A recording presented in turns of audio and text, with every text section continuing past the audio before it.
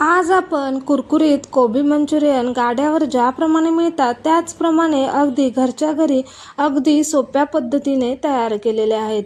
वरून कुरकुरीत आणि आतून मस्त शिजलेले असे कुरकुरीत मंचुरियन आपण घरच्या घरी अगदी सोप्या पद्धतीने तयार केलेले आहेत. त्यासाठी मी इथे एक कोबीचा गड्डा घेतला आहे. वजनी प्रमाणात 250 ते 300 ग्रॅम हा कोबीचा गड्डा आहे. हा कोबी इथे मी स्वच्छ धुवून घेतलेला आहे. आता आपण इथे तुम्ही बघू शकता की मस्त कडक असा कोबी इथे आपण घेतलाय. इथे मी कोबीचे 2 तुकडे केले आणि या पद्धतीने एका मोठ्या किसणीवर आपल्याला कोबी मस्त असा किसून घ्यायचा आहे. तुमच्याकडे जर या पद्धतीची किसणी नसेल तर अगदी सुरीने बारीक बारीक चिरून जरी घेतला तरी देखील चालेल.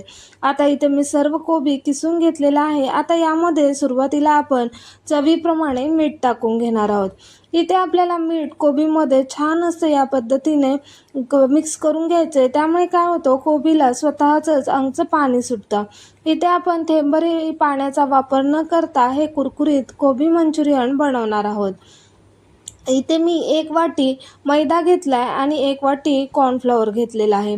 आता आपण यामध्ये मैदा आणि कॉर्नफ्लॉवर गरजेप्रमाणे लागेल असं वापरणार आहोत. इथे मी आलं लसूण पेस्ट यामध्ये टाकलेले आहे. यामध्ये मी पाव चमचा इतकी हळद टाकलेली आहे. हळद आपल्याला इथे अगदी थोडीच वापरायची आहे. इथे 1 चमचा मी काश्मीरी मिरची पावडर यामध्ये टाकलेली आहे. तुम्ही रोजचं वापरणीतलं लाल तिखट जरी वापरलं तरी देखील चालेल. 1 चमचा इथे मी सोया सॉस वापरलेला आहे. सोया सॉसमध्ये देखील मीठ असतं, त्यामुळे मीठ इथे बेतानंच वापरायचं आहे.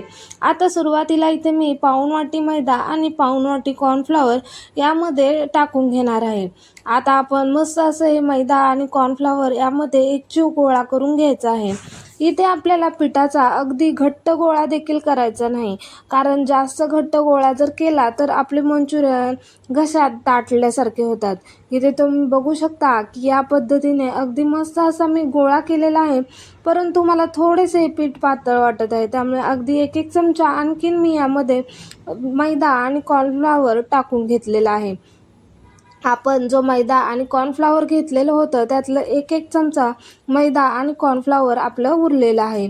इथे तुम्ही बघू शकता की आपलं या पद्धतीने पिठाचा गोळा आपण तयार करून घेतलेला आहे. आता इथे मी गॅसवर एक कढई ठेवली आणि अगदी तेल कडकडीत छान गरम करून घेतलेलं आहे. आता आपण याचे कोबी मंचुरियन तयार करून घेणार आहोत. इथे एक पिठाचा गोळा घेतला आणि या पद्धतीने आपण हे कोबी मंचुरियन तेलामध्ये सोडलेले आहेत. इथे तुम्ही बघू शकता की मी ते एक बॅचमध्ये हे मंचुरियन सोडून घेतलेले आहेत. इथे सुरुवातीला गॅसची फ्लेम हाय ठेवली, नंतर 1-2 मिनटं गॅसची फ्लेम इथं मी मीडियम केलेली आहे.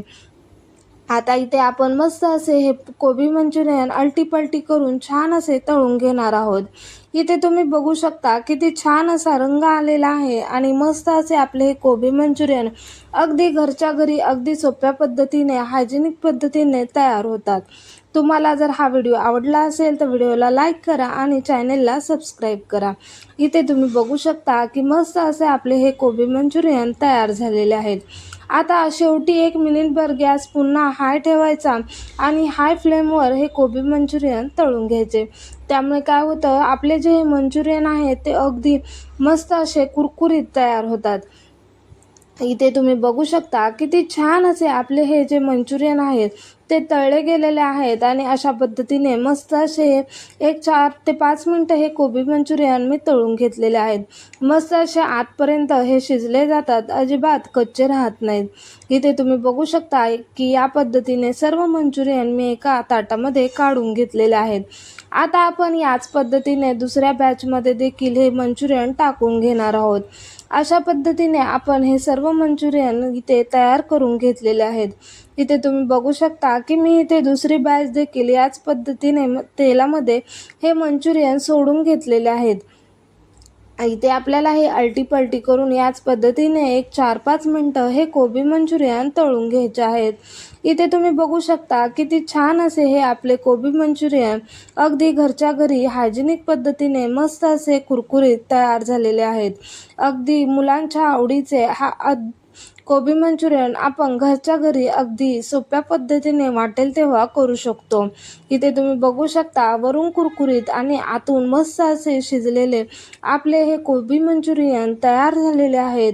अगदी 15 ते 20 मिनिटांमध्ये आरामशीर तयार होतात.